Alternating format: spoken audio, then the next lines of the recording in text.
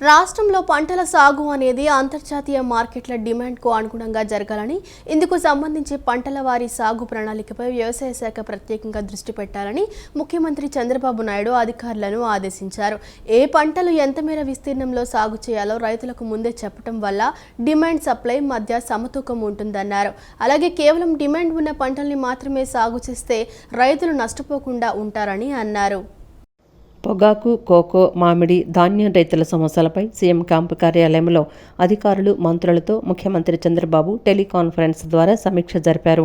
Crop planning అనేది చాలా శాస్త్రీయంగా జరగాలని, జాతీయ, అంతర్జాతీయ పరిణామాలు, మార్కెట్లు, దిగుబడులను ఎప్పటికప్పుడు పరిశీలించాలని ఆర్టీజీఎస్, వ్యవసాయ శాఖ అధికారులకు సూచించారు. వ్యవసాయ రంగంలో రైతులు ఎదుర్కొంటున్న స్వల్పకాలిక, దీర్ఘకాలిక సమస్యల పరిష్కారం కోసం కేబినెట్ సబ్ కమిటీ దృష్టి పెట్టాలన్నారు. రైతుల దగ్గర ఉన్న కోకో పంట నిల్వలను కేజీ 500 రూపాయలకు కంపెనీల ద్వారా కొనుగోళ్లు జరిపేలా చూడాలని ముఖ్యమంత్రి అధికారులకు సూచించారు. 500 కన్నా తక్కువకు రైతులు పంట అమ్మాల్సిన అవసరం లేదని, అవసరమైతే ప్రభుత్వం ద్వారా నేరుగా కొనుగోళ్లు జరపాలని చెప్పారు. ప్రస్తుతం 1200 మెట్రిక్ టన్నుల నుంచి 1500 మెట్రిక్ టన్నుల కోకో నిల్వలు ఉన్నాయని, వీటిలో 600 మెట్రిక్ టన్నులు మాత్రమే రైతుల దగ్గర ఉన్నాయని, వాటిని మాత్రమే కొనుగోలు చేయాల్సి ఉందని అధికారులు ముఖ్యమంత్రికి తెలిపారు. సుమారు 20,000 మిలియన్ కేజీల మేర రాష్ట్రంలో రైతుల దగ్గరున్న హెచ్డి బర్లే పొగాకు నిల్వలను కొనుగోలు చేసేలా చర్యలు తీసుకోవాలని ముఖ్యమంత్రి అధికారులకు నిర్దేశించారు. డిమాండ్ లేనందున రైతులు నష్టపోకుండా ఉండడానికి ఈ ఏడాది హెచ్డి బర్లే పొగాకు రకానికి క్రాప్ హాలిడే ప్రకటిస్తున్నట్లు అధికారులు చెప్పారు. ఇక మ్యాంగో పల్స్కు సంబంధించి ఆర్డర్లు రాకపోవడంతో మామిడి రైతులు ఆందోళన చెందకుండా తక్షణమే పల్ప్ ప్రాసెసింగ్ కంపెనీలు కొనుగోలు జరిపేలా చూడాలని ముఖ్యమంత్రి అధికారులకు సూచించారు. అయితే పాత నిల్వలు కంపెనీల దగ్గర మిగిలిపోవడంతో కొత్తగా కొనుగోలు చేయడానికి ఆస్కారం లేకుండా పోయిందని అధికారులు వివరించారు. అలాగే పల్ప్ ప్రాసెసింగ్ కంపెనీలకు బ్యాంకులు రుణాలు ఇవ్వకపోవడం కూడా ఇందుకు కారణమైందన్నారు. ఈ సమస్య పరిష్కారానికి పల్ప్ ప్రాసెసింగ్ కంపెనీలకు బ్యాంకులు రుణాలిచ్చేలా అధికారులు చూడాలని సీఎం అన్నారు. రాష్ట్రంలో టమాటా ప్రాసెసింగ్ యూనిట్లు పెరిగేలా ప్రోత్సహించి రైతులు ఆశించిన ధర వచ్చేలా చూడాలని అధికారులకు ముఖ్యమంత్రి చెప్పారు. ప్రజలు ప్రకృతితో మమేకం కావాలని AP deputy CM Pawan Kalyan అన్నారు. చెట్లు తొలగించడం కాదని, మొక్క నాటడం నేర్చుకోవాలని చెప్పారు. ప్రకృతి నుంచి తీసుకోవటమే కాదు, ఇవ్వటానికి అలవాటు పడాలన్నారు. సహజంగా పెరిగిన మొక్కలు మనకు అవసరం కాకపోవచ్చని, కానీ ఇవి జీవ వైవిధ్యానికి ఎలా తోడ్పడగలవో ఆలోచించాలని సూచించారు. ప్రతి జిల్లాలో ఒక బయోడైవర్సిటీ పార్క్ని ఏర్పాటు చేస్తున్నామన్నారు. పర్యావరణ విద్యా కేంద్రాలుగా బయోడైవర్సిటీ పార్క్ ఉంటుందని తెలిపారు. ప్రతి గ్రామంలోనూ ఒక పల్లెవనం ఉండాలని 100 ఎకరాలు ఇచ్చేస్తున్నాం, కానీ బయోడైవర్సిటీకి కేటాయించడం లేదని వ్యాఖ్యానించారు. విజయవాడలోని తుమ్మలపల్లి కళాక్షేత్రంలో అంతర్జాతీయ జీవ వైవిధ్య దినోత్సవం 2025 వేడుకలు నిర్వహించారు. ఈ కార్యక్రమానికి ముఖ్య అతిథిగా డిప్యూటీ సీఎం పవన్ కళ్యాణ్ హాజరయ్యారు. ఈ సందర్భంగా కోటపకొండ పుణ్యక్షేత్రం బయోడైవర్సిటీ పుస్తకాన్ని డిప్యూటీ సీఎం పవన్ కళ్యాణ్, పుస్తక రచయిత డాక్టర్ ఎంసీ నాయక్ ఆవిష్కరించారు. అనంతరం డిప్యూటీ సీఎం పవన్ కళ్యాణ్ మాట్లాడుతూ అందరికీ ప్రకృతి నుంచి తీసుకోవటమే కానీ ప్రకృతికి ఇవ్వటం అలవాటు లేకుండా పోయిందన్నారు. కానీ ప్రకృతిని పరిరక్షించుకుంటేనే మనం ఉంటామని అన్నారు. తన 8 ఎకరాల పొలంలో దున్నడం మానేసి అక్కడ సహజంగా పెరిగే మొక్కలు పెంచుతున్నట్లు తెలిపారు. మన ఇంట్లో మనం ఏం చేయగలం అనేది ఆలోచించాలన్నారు. కేంద్ర ప్రభుత్వం ఒక చట్టం పెడితే ఎంత బలంగా పనిచేస్తుందో చూడాలన్నారు. ఒక చిన్న మొక్కను నాటడం గొప్ప పనైతే వనజీవి రామయ్య తన జీవితంతో ఏకంగా లక్షల మొక్కలు నాటినట్లు తెలిపారు. సహజంగా ఏర్పడిన మడ అడవులు సముద్రం దగ్గర ఉంటూ మనలని రక్షిస్తాయన్నారు. అయితే ఇటీవల మడ అడవులను కూడా నాశనం చేస్తున్నారని వ్యాఖ్యానించారు. తాను చిన్నప్పుడు స్కూలులో చూసిన చెట్టును కొట్టేసిన ఘటన తనకు మొక్కలు పెంచే ఆలోచన తెచ్చిందని పవన్ కళ్యాణ్ అన్నారు. చదువుకున్న మన విజ్ఞానం అహంకారాన్ని ఇచ్చిందని, ప్రకృతి పట్ల నిర్లక్ష్యం పెంచిందని ఆగ్రహం వ్యక్తం చేశారు. జీవ వైవిధ్యం పెంచడం మనందరి బాధ్యతని, ఒక పార్టీనో ఒక వ్యక్తినో మనం నిందించలేమని పేర్కొన్నారు. మన అవసరాలకు ముందుగానే 10 చెట్లు నాటి ఉంచాలన్నారు. మన పూర్వీకులు చెట్లను, నదులను పూజించేవాళ్లని గుర్తు చేశారు. సనాతన ధర్మం ఒక మతోన్మాదం కాదని అన్నారు. చిన్న మార్పు చాలా పెద్ద మార్పులకు దారితీస్తుందని, ప్రకృతిపై మనిషి చేసే యుద్ధం ఎలా ఉందో తెలుసన్నారు. ప్రకృతిని పరిరక్షించాలని నా చాలా తపన నాకు. అంటే మీరు చూసారు ఈ మధ్యన ఒక అటవీ భూమిని ఆక్రమించుకునే వాళ్ళు, కానీ అసలు అడవి లేని భూమిలో అడవులు చెట్లు నాటాలి అనే మనస్తత్వం పోయింది మనకి. భూమి కనిపిస్తే ఆక్రమించుకుందాం, భూమి కనిపిస్తుంది, నాకేమనిపిస్తుంది, వైవిధ్యం క్రియేట్ చేయాలనిపిస్తుంది. నా సొంత భూమి, నేను కొనుక్కున్న భూమి అయినా సరే. ఆయనకైతే పాపం వాళ్ళ సొంత భూమిలో కాదు, అసలు ఎక్కడో మనకు సంబంధం లేదు, అక్కడ వెళ్ళి కూర్చొని చెట్లు నాటుతారు. సీడ్ బాల్స్ అంటే కూర్చోబెట్టి ఆయన మాట్లాడుతూ ఉంటే ఒక 5,000 చెట్లు, 5,000 గింజల్ని మా మట్టిలో పెట్టి సీడ్ బాల్స్లో, రౌండ్ బాల్స్లో చేసి ఆ కైలాసగిరిలో ఒక 5,000 చెట్లు విసిరేయటం వర్షాకాలంకి. అంటే ప్రకృతిని మనం పరిరక్షించుకుంటేనే ప్రకృతి మనల్ని రక్షిస్తుంది. ధర్మం రక్షిత రక్షిత అంటారు, అలాగే ప్రకృతిని మనం పరిరక్షించుకుంటే అది మనం పరిరక్షిస్తుంది. దీనికి ఉదాహరణకి మడ అడవులు చాలా సహజంగా ఏర్పడ్డాయి. అంటే మొట్టమొదటిసారి ఒక సునామీ అలా కానీ ఒక తుఫాన్ కానీ వచ్చినప్పుడు ఇది ఫస్ట్ బ్యారియర్గా ఉపయోగపడుతుంది మన తీర ప్రాంతంలో. అలాంటి మడ అడవులు మనం వాడుకోం, వదిలేస్తాం, లేదంటే ధ్వంసం చేస్తాం. దానివల్ల ఏమైపోద్ది, అది దెబ్బతిని మన ఇంటిని రక్షిస్తుంది, మనం రక్షిస్తుంది. కానీ అలాంటి మన అడవులను కూడా విధ్వంసం చేసి ప్రకృతిని విధ్వంసం చేసే అంటే ఇది ఒకళ్ళు ఇద్దరు అని కాదు, సమస్త మానవ జాతి నాతో సహా అందరం కూడా దీన్ని కరెక్ట్ చేసుకోకపోతే ఎంతసేపు మనం దీన్ని నాకు ఇలాంటి ప్లాట్ఫామ్స్ మనల్ని కదిలించేలా ఉండాలి. రేషన్ కార్డు కోసం కొత్తగా దరఖాస్తు చేసుకున్న వారు ఎలాంటి ఆందోళన చెందాల్సిన అవసరం లేదని మంత్రి నాదెండ్ల మనోహర్ స్పష్టం చేశారు. రాష్ట్ర వ్యాప్తంగా మే 7 నుంచి రైస్ కార్డులో మార్పులు చేర్పులు చేపట్టామని వివరించారు. ఈ కేవైసీ తప్పనిసరని కేంద్రం స్పష్టం చేసిందని, అలానే కూటమి ప్రభుత్వం వచ్చాక ప్రతి కార్డును ఈ కేవైసీ చేశామని మంత్రి వివరించారు. దేశంలో 95% ఈ కేవైసీ పూర్తి చేసుకున్న రాష్ట్రం మనదేనని అన్నారు. ఇప్పటి వరకు 60,000 మంది రేషన్ కార్డుల కోసం దరఖాస్తు చేశారని, ఇంకా అడ్రస్ మార్చాలని 12,500 మంది దరఖాస్తు చేసుకున్నారని మంత్రి నాదెండ్ల వివరించారు. విజయవాడలోని పౌర సరఫరాల శాఖ రాష్ట్ర కార్యాలయంలో మంత్రి నాదెండ్ల మనోహర్ విలేకరుల సమావేశం నిర్వహించారు. సమావేశంలో ఆయన మాట్లాడుతూ గ్రామ వార్డు సచివాలయానికి రైస్ కార్డుల డేటాను అనుసంధానం చేశామని తెలిపారు. ప్రభుత్వ నిబంధనల ప్రకారం ప్రతి ఒక్కరికి తెల్ల కార్డులు అందిస్తామని, అలానే 4,24,59,128 మందికి జూన్లో తానే స్వయంగా రేషన్ కార్డులు జారీ చేస్తున్నామని వెల్లడించారు. కార్డులో మార్పులు చేసే సమయంలో కొన్ని ఇబ్బందులు ఎదురవుతాయని, వాటి కోసం ఆందోళన చెందవద్దని సూచించారు. కార్డుదారుల సమాచారం డేటాబేస్లో పెట్టి ప్రజలకు స్మార్ట్ రైస్ కార్డులు అందిస్తామని స్పష్టం చేశారు. ఇంకా రేషన్ కార్డు కోసం మ్యారేజ్ సర్టిఫికెట్ అవసరం లేదని, అలానే పెళ్లికి సంబంధించిన ఫోటో కూడా అక్కర్లేదని వెల్లడించారు. గ్రామ వార్డు సచివాలయ సిబ్బంది వాటితో సంబంధం లేకుండా దరఖాస్తులు తీసుకోవాలని సూచించారు. కొన్ని ప్రాంతాలలో ఈ కారణాలతో దరఖాస్తులు వెనక్కిస్తున్నట్లు తెలిసిందని, ఇకపై అలా చేయకండని మంత్రి ఆదేశించారు. కార్డులో కొత్తగా పేర్లు ఎక్కించాలన్నా కూడా పరిశీలించి వెంటనే ఎక్కించాలని అన్నారు. కార్డులో ఒక పేరు తొలగించాలంటే తప్పకుండా డాక్యుమెంట్ ప్రూఫ్ ఉండాలని తెలిపారు. మహిళలు, స్త్రీలతో పాటు ట్రాన్స్జెండర్స్ కూడా అవకాశం కల్పించామని అన్నారు. కుటుంబ సభ్యులు హెడ్ ఆఫ్ ద ఫ్యామిలీ మార్పులు కూడా చేస్తున్నామని, అలానే క్షేత్రస్థాయిలో తమకొస్తున్న ఫీడ్బ్యాక్ను బట్టి ఎప్పటికప్పుడు ప్రజలకు ఇబ్బంది లేకుండా మార్పులు చేస్తున్నట్లు వెల్లడించారు. అలానే కొత్త రైస్ కార్డులు జారీలో ఎక్కడా ఎటువంటి జాప్యం లేదని, దరఖాస్తు చేసుకున్న 21 రోజుల్లో పే కార్డులు అందరికీ ఇస్తున్నామని మంత్రి నాదెండ్ల తెలిపారు. అధికారులు ఇతర డిపార్ట్మెంట్లో ఉన్న, అది GSWS కావచ్చు, IT డిపార్ట్మెంట్ అవ్వచ్చు, RTGS అవ్వచ్చు, వీళ్ళందరితో కూడా కోఆర్డినేట్ చేసి ఈ సమస్య పరిష్కారం కోసం ఆయన అహర్నిశలు కృషి చేస్తూనే ఉన్నారు. మా డిపార్ట్మెంట్ నుంచి కూడా ఎప్పటికప్పుడు మేము రెస్పాండ్ అవుతూనే ఉన్నాం. నిన్న కూడా రాష్ట్ర వ్యాప్తంగా ఒక వీడియో కాన్ఫరెన్స్ ఏర్పాటు చేసి జాయింట్ కలెక్టర్స్ని, మా డిస్ట్రిక్ట్ సివిల్ సప్లైస్ ఆఫీసర్స్ అందరితో కూడా మాట్లాడి ఖచ్చితంగా ప్రజలకి మాత్రం వెసులుబాటు కల్పించాలి, ఎక్కడ కూడా ఇబ్బంది కలగకుండా చూడాలనేది నిన్న మాకు సుదీర్ఘమైన వీడియో కాన్ఫరెన్స్ జరిగింది. సో దానికి అనుగుణంగా కొన్ని నిర్ణయాలు తీసుకున్నాం. అదేంటంటే మొట్టమొదటిగా నేను మీ అందరికీ చెప్పదలుచుకుంది, ఇది నిరంతరంగా జరిగే ప్రక్రియ. దయచేసి మీరెవ్వరు కూడా తొందరపడిపోయి ఏదో పలానా తేదీకి ముగిసిపోతుందని మాత్రం మీరు అనుకోవద్దు. క్లోజింగ్ డేట్ లేదు దీనికి. మాకు ప్రభుత్వ ఆదేశాల మేరకు మాకు 21 రోజులు సమయం ఉంటుంది. ఒక అప్లికేషన్ తీసుకున్న తర్వాత 21 రోజుల్లో అప్లికేషన్ స్వీకరించిన తర్వాత తప్పకుండా మేము పరిష్కారం చేస్తాం. అర్హత ఉన్న వాళ్ళకి ఇమీడియట్గా ఇచ్చేస్తాం. అర్హత లేని వారికి ఈ కారణాల వల్ల మేము ఇవ్వలేకపోతున్నాం అని చెప్తాం. గ్రామ సచివాలయం, వార్డు సచివాలయం నుంచి వస్తారు, ఎగ్జామిన్ చేస్తారు, ఫీల్డ్ లెవెల్ విజిట్ చేస్తాం. ఆ పొరపాట్లు లేకుండా చూడడానికి వివిధ శాఖలు దీంట్లో క్షేత్రస్థాయిలో బాగా అప్రమత్తమై పనిచేస్తూ ఉన్నాయి. నిజమైన పేద కుటుంబాలకు 48 గంటల్లో రుణాలు అందించేందుకు స్త్రీనిధి యాప్ తీసుకొచ్చామని మంత్రి కొండపల్లి శ్రీనివాస్ వెల్లడించారు. మొబైల్ టెక్నాలజీ, బయోమెట్రిక్ ధృవీకరణ ఆధారంగా ఈ యాప్ పనిచేస్తుందని తెలిపారు. మీన ప్రాంతాల్లో మహిళలకు యాప్ వినియోగంపై అవగాహన కల్పించేందుకు ప్రత్యేక శిక్షణ కార్యక్రమాలు చేపడుతున్నామని మంత్రి పేర్కొన్నారు.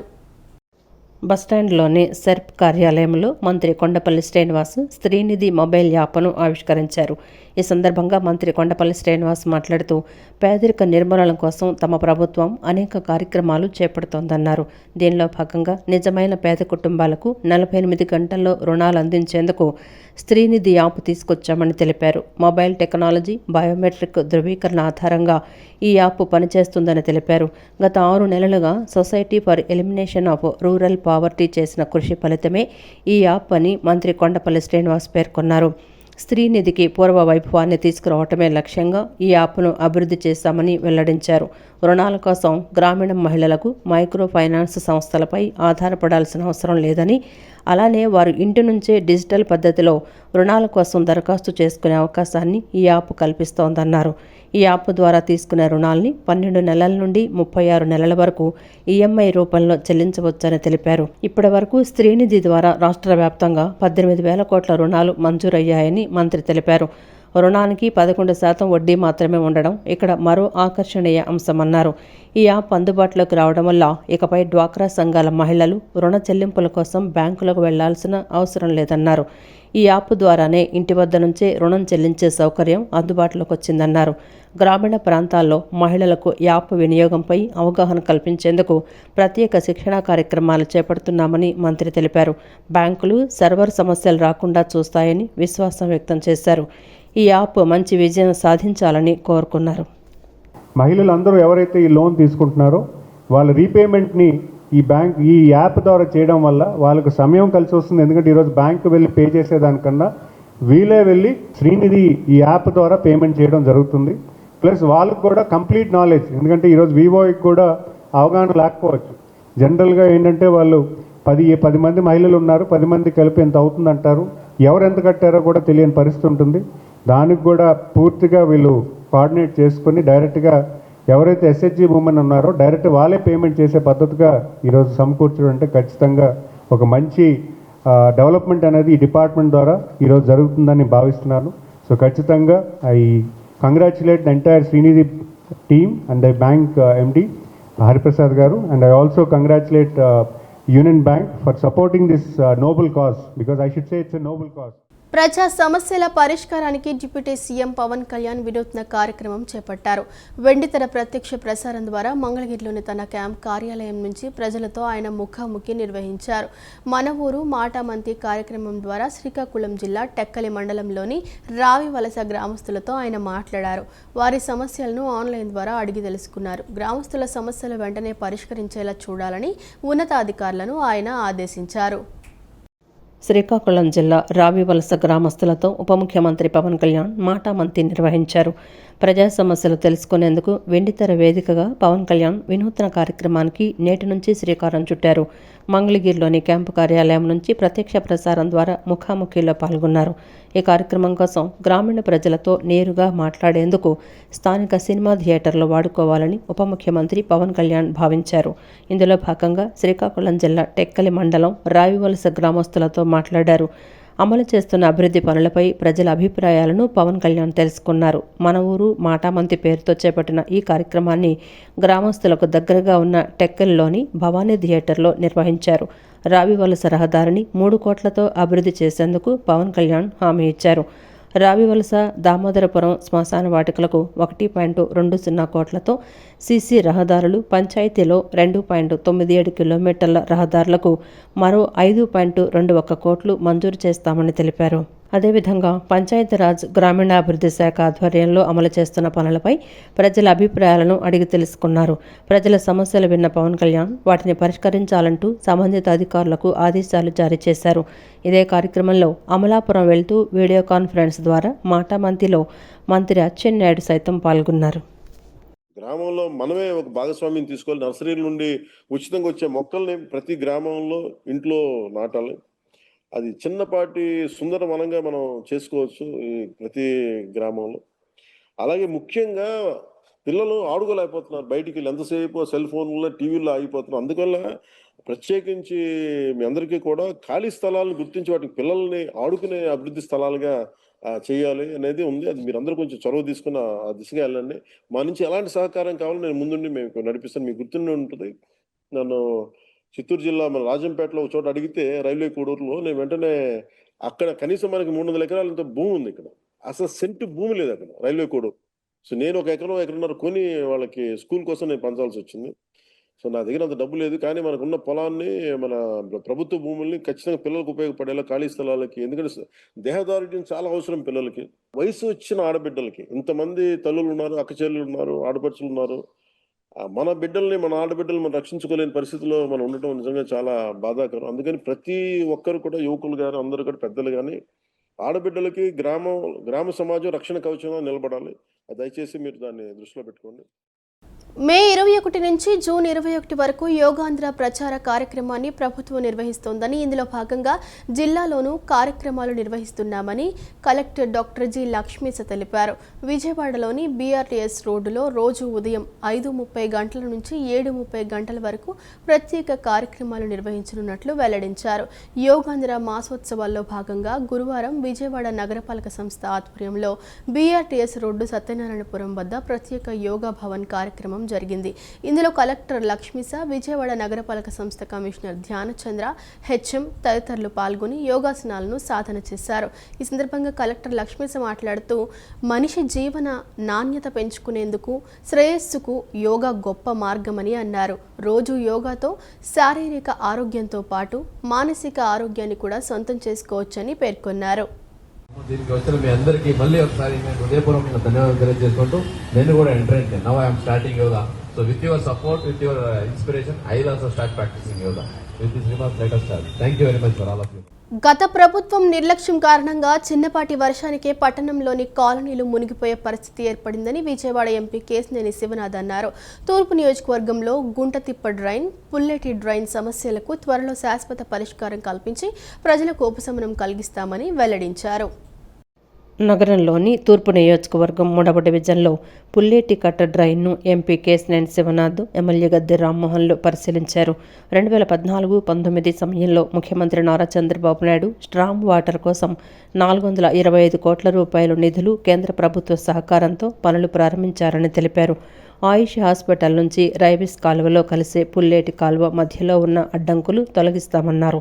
ప్రజలకు ఎలాంటి ఇబ్బంది కలగకుండా పుల్లేటి డ్రైన్కి శాశ్వత పరిష్కారం ఇచ్చేందుకు కృషి చేస్తామన్నారు.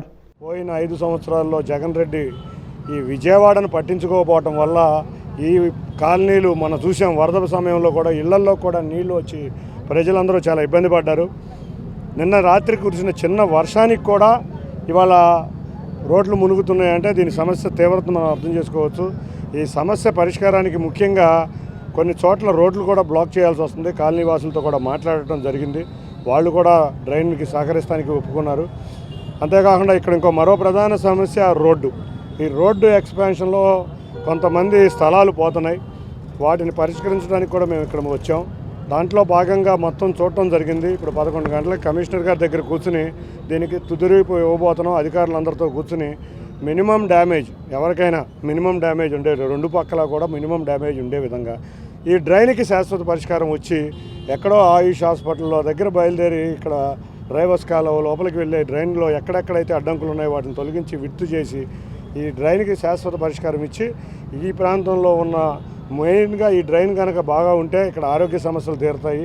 ఇటువంటి సమస్యలు ఉన్న చోట ఎక్కడైనా కూడా ఎంత కఠినంగా అయినా వ్యవహరించి డ్రైన్ మాత్రం పరిష్కరించే విధంగా కృషి చేస్తాం. అనంతరం ఎమ్మెల్యే గద్దె రామ్మోహన్ మాట్లాడుతూ, తూర్పు నియోజకవర్గంలో గుంటతిప్ప డ్రైను, పుల్లేటి డ్రైన్ సమస్యకి త్వరలో శాశ్వత పరిష్కారం కల్పించి ప్రజలకు ఉపశమనం కలిగిస్తామన్నారు. విజయవాడలో స్ట్రామ్ వాటర్ డ్రైన్ నిర్మాణంపై మాజీ సీఎం జగన్ దృష్టి పెట్టకుండా నిర్లక్ష్యం వహించారన్న ఎమ్మెల్యే గద్దె రామ్మోహన్ విమర్శించారు. ఇటు ప్రభుత్వ స్థలం ఉంది, అటు ప్రైవేట్ స్థలం ఉంది. వాటి మధ్యలో ఈ డ్రైన్ ఉంది. ఆ డ్రైను రోజు రోజు కుంజించిపోవటం వల్ల నీళ్లు చిన్న వర్షానికే రోడ్లన్నీ మునిగిపోతున్నాయి. వాటిని సమగ్రంగా ప్రజలు ఎక్కువ ఇబ్బంది పడకుండా అందరికీ న్యాయం జరిగే విధంగా అధికారుల సమక్షంలో, అటు టౌన్ ప్లానింగ్ అధికారులు ఉన్నారు, ఇటు ఇంజనీర్లు ఉన్నారు, డెవలప్మెంట్ ఇంజనీర్లు ఉన్నారు.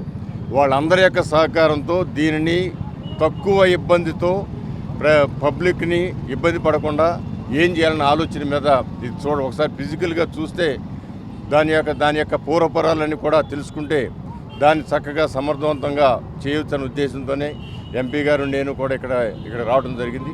ఇక్కడ పరిస్థితులు చూసినా కొంత అవగాహన ఉంది. దీనిలో అటు రోడ్డు నిర్మాణం కంటే కూడా ఈ డ్రైన్ నిర్మాణం పూర్తి చేయాల్సిన అవసరం ఉంది. దానికి ఏ విధంగా కావాలో మరొకసారి ఆలోచన చేసి ఒక మీటింగ్ ఏర్పాటు చేసుకుని అతి తొందరలో దాన్ని పూర్తి చేయడానికి మా వంతుగా మేము కృషి చేయాలని ఉద్దేశంతో ఇక్కడ రావడం జరిగింది. చూసాం. దాన్ని ఒకసారి మళ్ళీ 11 గంటలకి డిపార్ట్మెంట్తో కూర్చుని ఏ విధంగా దీన్ని పరిష్కరించాలో ఆలోచన చేస్తాం.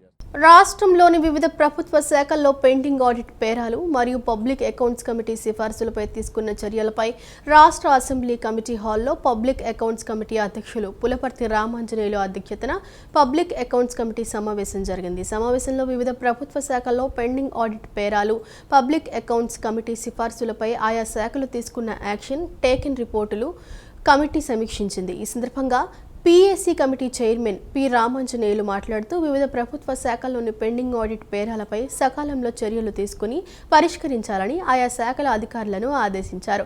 అంతేగాక పీఏసీ కమిటీ సిఫార్సులపై తీసుకున్న చర్యల నివేదికను కూడా సకాలంలో సమర్పించాలని సూచించారు. ఇంకా ఈ సమావేశంలో వివిధ శాఖల వారి పెండింగ్ ఆడిట్ పేరాలు, ఏటీఆర్లపై కమిటీ అధికారులతో సమీక్షించింది. పవిత్ర ఇంద్రకీలాద్రి ప్రాంతంలో హనుమత్ జయంతి సందర్భంగా ప్రత్యేక పూజలు ఘనంగా జరిగాయి. ఉదయం 6 గంటల నుంచే ఈ వేడుకలు ప్రారంభమయ్యాయి. అమ్మవారి ఆలయ ప్రాంగణంలో ఉన్న క్షేత్రపాలకుడు శ్రీ ఆంజనేయ స్వామి ఆలయం, ఘాట్ రోడ్లోని ఆంజనేయ స్వామి ఆలయం, పాత మెట్ల మార్గంలో ఉన్న ఆలయంలో అభిషేకాలు, నాగవల్లి దళార్చన, రుద్ర సహిత మన్యు సూక్త హోమం వంటి కార్యక్రమాలు నిర్వహించారు. ఈ హోమ కార్యక్రమం పూర్ణాహుతితో ముగిసింది. ఆలయ కార్యనిర్వహణ అధికారి వికే సీనా నాయక్ ఈ పూజల్లో పాల్గొన్నారు.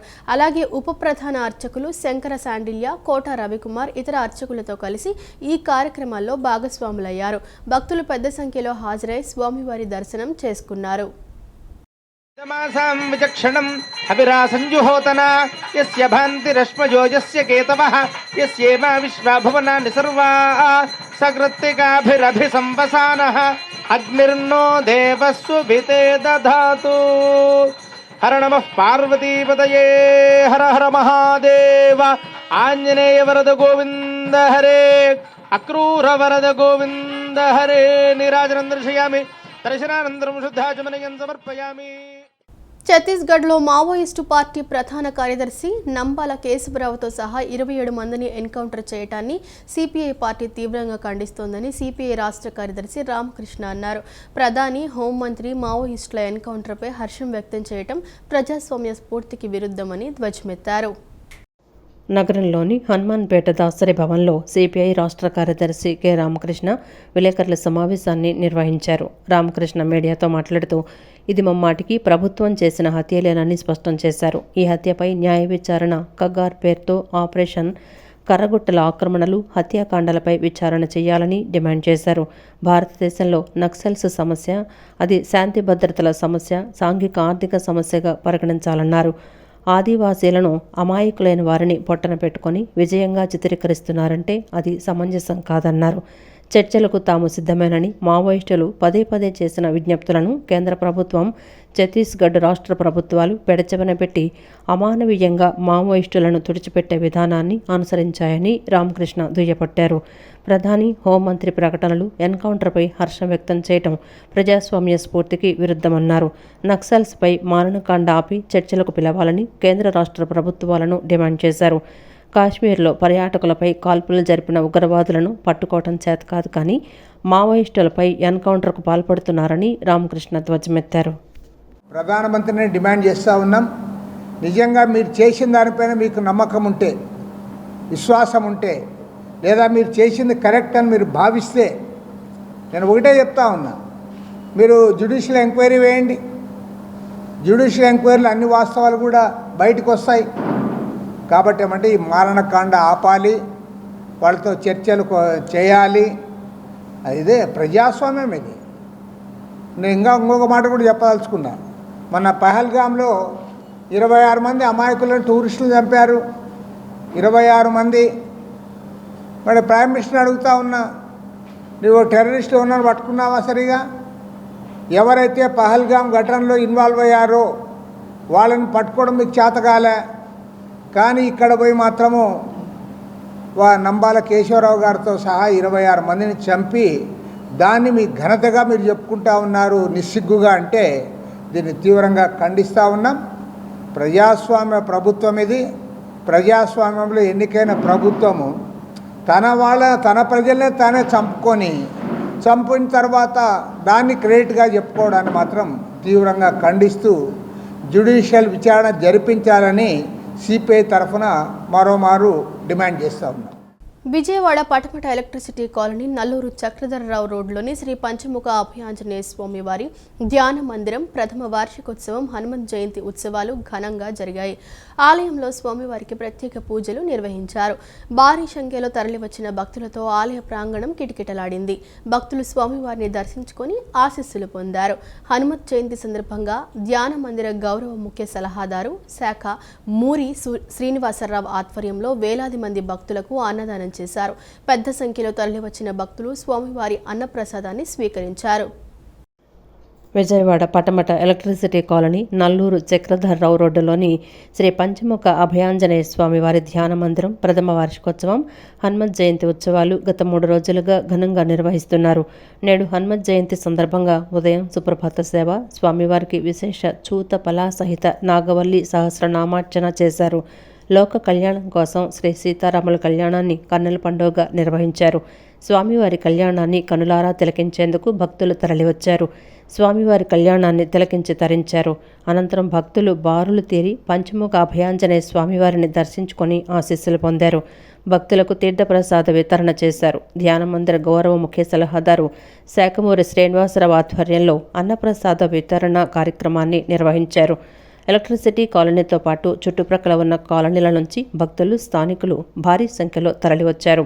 సుమారు 7,000 మంది భక్తులు స్వామివారి అన్నప్రసాదాన్ని స్వీకరించారు.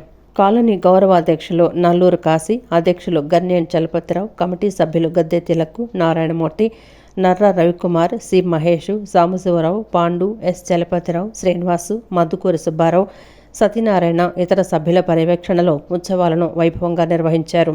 ఈ సందర్భంగా అధ్యక్షులు గన్నేని చలపతిరావు, కమిటీ సభ్యులు మధుకూరి సుబ్బారావు మాట్లాడుతూ గత ఏడాది స్వామివారి విగ్రహ ప్రతిష్ట వైభవంగా చేశామని అన్నారు. నేడు హనుమత్ జయంతి సందర్భంగా ఆంజనేయ స్వామికి విశేష పూజలు, శ్రీ సీతారాముల వారి కళ్యాణం వైభవంగా నిర్వహించామని చెప్పారు. శాఖమూరి శ్రీనివాసరావు సహకారంతో 7,000 మందికి అన్నదానం చేశామన్నారు. హనుమత్ జయంతి సందర్భంగా మేము మొదటి వార్షికోత్సవం చేసుకుంటున్నాము. గత సంవత్సరం స్వామివారి విగ్రహ ప్రతిష్ఠ చేసుకోవడం జరిగింది. ఆ రోజున చాలా భారీగా ఇక్కడ విగ్రహ ప్రతిష్ఠ 3 రోజులు 4 రోజులుగా అలా ఆ కార్యక్రమం నిర్వహించాము.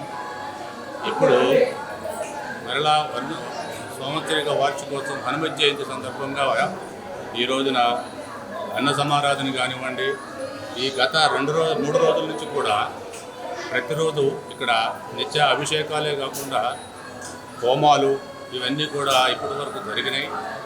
ఈ రోజున చివరి రోజున స్వామివారి కళ్యాణ మహోత్సవం ఘనంగా నిర్వహించాము. దాని సందర్భంగా ఈరోజు భక్తజనులందరూ కూడా సుమారుగా ఒక 7-8 వేల మంది జనాభాకి ఈ రోజున భోజన ఏర్పాటు చేయడం జరిగింది. ఈ యొక్క భోజన ఏర్పాట్లు మా ఒక మంచి డోనర్ గారు కూడా మాకు ఒక ఆయన హెల్ప్ చేయడం జరిగింది. ఆయన శ్రీనివాసరావు గారి శాఖమూరి శ్రీనివాసరావు గారి సహకారంతో ఈ కార్యక్రమం అంతా నిర్వహించుకోవడం జరుగుతుంది. కళ్యాణం అనంతరం అన్న సమారాధన, అట్లాగే ఈసారి స్వామివారి పుట్టినరోజు సందర్భంగా ఒక 6,000 పై నుంచి 7,000 మంది దాకా అన్న సమారాధనకి మేము పూనుకోవడం జరిగింది. ఈ శాఖమూరి శ్రీనివాసరావు గారి ఇవాళ 100కి 100 పాళ్ళు అన్న సమారాధనకి వారు సహకరించడం వల్ల ఇలాంటి కార్యక్రమాలను చేయటం మా పటమట ఎల్సిటీ కాలనీ గౌరవ సభ్యులందరూ కూడా మేము వారికి సహకరించడం, ఇలాంటి గుడి నిర్మించుకోవటం, ఇది 2వ సంవత్సరం ఇలాంటి కార్యక్రమాలు చేయటం అనేది మేము నిర్వహించుకోవడం జరుగుతూ ఉంది. ఇలాంటి కార్యక్రమాలకు సహకరించినంత వరకు మీడియా వారికి, పత్రికల వారికి అందరికీ కూడా 50 మంది భక్తజనానికి మా ధన్యవాదాలు తెలుపుకుంటూ కమిటీ తరపు నుంచి సెలవు తీసుకుంటాం. జై హింద్, జై శ్రీరామ్. అనంతరం ఆలయ అర్చకులు వేదాంతం పవన్ కుమారాచార్యులు మాట్లాడుతూ హనుమత్ జయంతి సందర్భంగా గత 3 రోజుల నుంచి హోమాలు అభిషేకాలు నిర్వహించామని, నేడు వేకువజాము నుంచి విశేష పూజలు చేశామన్నారు. స్వామివారి యొక్క మన్య సూక్త హోమము, మూలమంత్ర హోమము కూడా జరిగి ఉన్నది. అదేవిధంగా 3వ రోజు అనగా హనుమత్ జయంతి పర్వదినాల సందర్భముగా ఈ రోజున స్వామివారికి సహస్ర నాగవల్లి దళ అర్చన సహిత చూత ఫలం అనగా మామిడి పళ్ళతో కూడా అర్చన జరిగినది. అదేవిధంగా లోక కళ్యాణార్థం కోసం స్వామివారి యొక్క గురువు తండ్రి అయినటువంటి రామచంద్రమూర్తికి శాంతి కళ్యాణం కూడా జరిగినది.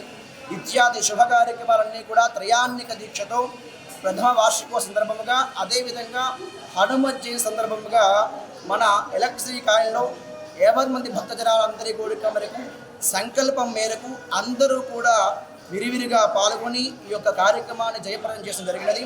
మంగళం మహతు. జై శ్రీరామ్, జై జై శ్రీరామ్. విజయానికి చిహ్నం హనుమంతుల వారిని ఆయన ఆశీస్సులతో పాకిస్తాన్పై జరిగిన యుద్ధంలో భారతదేశం విజయం సాధించిందని బీజేపీ నేత మాజీ కార్పొరేటర్ ఉత్తమ్ చంద్ బండారి అన్నారు. ఆ విజయంతో హనుమాన్ జయంతి ఉత్సవాన్ని మరింత ఘనంగా జరుపుకుంటామని చెప్పారు.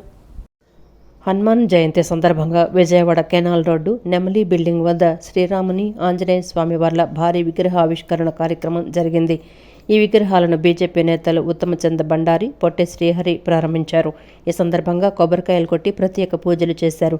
కార్యక్రమంలో పాల్గొన్న భక్తులు ప్రసాదాలు పంపిణీ చేశారు. ఈ సందర్భంగా వారు మాట్లాడుతూ హనుమాన్ జయంతి రోజు విగ్రహాలను ఆవిష్కరించుకోవటం ఆనందంగా ఉందన్నారు. విజయానికి చిహ్నం హనుమంతుల వారని, మహాభారత యుద్ధంలో అర్జునుని రథంపై ఉండి విజయాన్ని అందించారని గుర్తు చేశారు. అదే రీతిలో పాకిస్తాన్ లాంటి రాక్షసులపై విజయానికి ప్రధాని మోడీకి, భారత సైన్యానికి, ప్రభుత్వానికి ఆంజనేయ స్వామి వారు శక్తిని ప్రసాదించారని చెప్పారు. ఆ విజయంతో హనుమాన్ జయంతి ఉత్సవాన్ని మరింత ఘనంగా జరుపుకుంటామని అన్నారు. యావత్తు భారతదేశంలో పండుగ వాతావరణం నెలకొందని అన్నారు. ఇందులో భాగంగా విశ్వ హిందూ పరిషత్తుతో పాటు పలు స్వచ్ఛంద సంస్థలు ముందుకు వచ్చి హనుమాన్ శోభాయాత్రను నిర్వహిస్తున్నారని వెల్లడించారు. మనం అందరం కూడా ఆ హనుమంతుడిలాగా మనకున్న సహాయ శక్తులన్నీ కూడా రాష్ట్ర మరియు కేంద్ర ప్రభుత్వానికి ఉపయోగపడేలాగా మనం ఉపయోగపడితే ఈ శత్రు దేశాలపైన ఆ సతయుగంలో శ్రీరామచంద్రుడు ఈ ఆంజనేయ స్వామి తోడుతో ఎలాగైతే విజయం సాధించారో అట్లాగే మనం అందరం కూడా తోడుంటే కంపల్సరీగా పక్కాగా మన దేశం కూడా శత్రు సైన్యంపై పోరాడి విజయం సాధిస్తుందని ఆశిస్తూ మరొక్కసారి హనుమాన్ జన్మోత్సవ దినోత్సవ శుభాకాంక్షలు తెలుపుతూ జై శ్రీరామ్, జై జై శ్రీరామ్.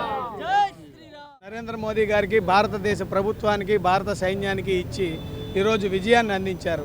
ఆ విజయానికి పరమానందంగా ఈరోజు యావత్ భారతదేశంలోని హిందువులందరూ కూడాను హనుమత్ జయంతి ఉత్సవాన్ని అత్యంత వైభవంగా జరుపుకుంటున్నారు. ఆ పండుగ వాతావరణం యావత్ భారతదేశం అంతా కనపడుతోంది.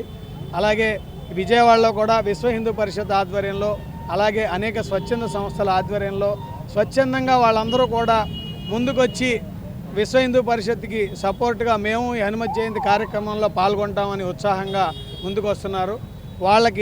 వాళ్ళందరికీ వారితో మేము కూడా స్ఫూర్తిగా మేము ఈరోజు కెనాల్ రోడ్లో స్వామివారి విగ్రహాన్ని ఏర్పాటు చేసుకొని మా శక్తి కొలది వారిని పూజించుకొని ఈ హనుమత్ జయంతి శోభాయాత్రలో పాల్గొంటామని చెప్పేసి, అలాగే యావత్ హిందూ ప్రజానీకం అంతా కూడా ఈ శోభాయాత్రలో పాల్గొని అత్యంత శోభాయమానంగా జరుపుకోవాలని కోరుకుంటూ దుబాయ్లో జరగనున్న 3వ Asian aerobics and hip hop ఛాంపియన్షిప్లో పాల్గొనే అవకాశం నగరానికి చెందిన వి మౌనికకు దక్కింది. అయితే ఆర్థిక భారం దృష్ట్యా పోటీల్లో పాల్గొనలేకపోతున్నామని బాధపడుతున్న చిన్నారికి రాష్ట్ర రవాణా, యువజన, క్రీడా శాఖల మంత్రి మండిపల్లి రాంప్రసాద్ రెడ్డి చేయూతను అందించారు. తన సొంత నిధుల నుండి 50,000ను మౌనికకు సచివాలయంలోని తన ఛాంబర్లో ఓఎస్డీ ద్వారా ఇప్పించారు. తనకు సహాయం చేసినందుకు మంత్రికి కృతజ్ఞతలు చెబుతూ పోటీల్లో బంగారు పథకం సాధించి తీసుకువస్తానని చిన్నారి మౌనిక తెలిపింది. విజయవాడలోని వీరమాచనేని సిద్ధార్థ పబ్లిక్ స్కూల్లో 4వ తరగతి చదువుతున్న వి మౌనిక మే 29 నుండి జూన్ 1 వరకు దుబాయ్, యునైటెడ్ అరబ్ ఎమిరేట్స్లో జరగనున్న 3వ ఆసియన్ ఏరోబిక్స్ మరియు హిప్ హాప్ ఛాంపియన్షిప్లో భారతదేశం తరపున పాల్గొనబోతోంది. ఈ అంతర్జాతీయ క్రీడా పోటీ కోసం అవసరమైన మొత్తం వ్యయాన్ని తల్లిదండ్రులు భరించలేని పరిస్థితిని మైనార్టీ హక్కుల పరిరక్షణ సమితి రాష్ట్ర అధ్యక్షుడు ఫరూక్ షిబ్లీ, రాష్ట్ర రవాణా, యువజన, క్రీడా శాఖల మంత్రి మండిపల్లి రాంప్రసాద్ రెడ్డి దృష్టికి తీసుకురాగా తన సొంత నిధుల నుండి 50,000 రూపాయలను మౌనికకు సచివాలయంలోని మంత్రి ఛాంబర్లో ఓఎస్డీలు కె విశ్వనాథం, ఏ కోటేశ్వరరావు, మైనార్టీ హక్కుల పరిరక్షణ సమితి అధ్యక్షులు ఫరూక్ షిబ్లీ చేతుల మీదుగా ఆర్థిక సహాయంగా అందజేశారు.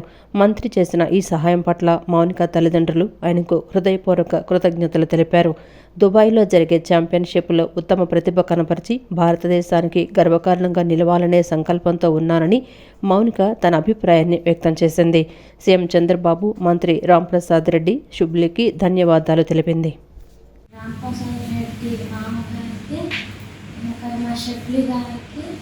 చాలా చాలా థ్యాంక్స్. నేను దుబాయ్ వెళ్ళి ఎలాగైనా గోల్డ్ మెడల్ తెచ్చుకొని చూపిస్తాను. మా పాప మౌనిక ఇంటర్నేషనల్గా ఏరోబిక్స్కి సెలెక్ట్ అయిందండి దుబాయ్ వెళ్ళడానికి. మేము మినిస్టర్ గారు రాంప్రసాద్ రెడ్డి గారిని కలిస్తే ఆయన సానుకూలంగా స్పందించి ఎలాగైనా పాపను పంపించండి, పాప బాగా పెర్ఫామ్ చేస్తుందని సర్టిఫికేట్స్ అవి చూశారు. చూసి కొంత సహాయం చేస్తారు, మీరు పాపను నిరుత్సాహపరచకండి, పాపను పంపించండి అని ఎంతో మంచితనంగా మాట్లాడి మమ్మల్ని బాగా ఎంకరేజ్ చేసి మేము అసలు వెళ్ళాలా వద్దా అనే ఒక ఆలోచన ఉంటే మీకు ఏ రకమైన సపోర్ట్ కావాలన్నా గవర్నమెంట్ నుంచి కూడా ఇప్పిస్తామని చెప్పి మమ్మల్ని ఎంతో ప్రోత్సహించిన మంత్రి గారు రాంప్రసాద్ రెడ్డి గారికి, అలాగే మన సీఎం చంద్రబాబు నాయుడు గారికి, మా అపార్ట్మెంట్లో నుండి మాకు అంతా సపోర్ట్ కంపెనీ షిబ్లీ గారికి ధన్యవాదాలు తెలియజేస్తూ, మీ ఆఫీస్ స్టాఫ్కి కూడా అందరూ మమ్మల్ని ఎంత బాగా రిసీవ్ చేస్తున్నారని మేము ఎంతో భయపడుతూ వచ్చామండి. ఇక్కడ ఏమంటారో ఏంటో అని చాలా సంతోషంగా ఉందండి. ధన్యవాదాలండి. Thank you. ఈ వార్తలు ఇంతటితో సమాప్తం. నమస్కారం.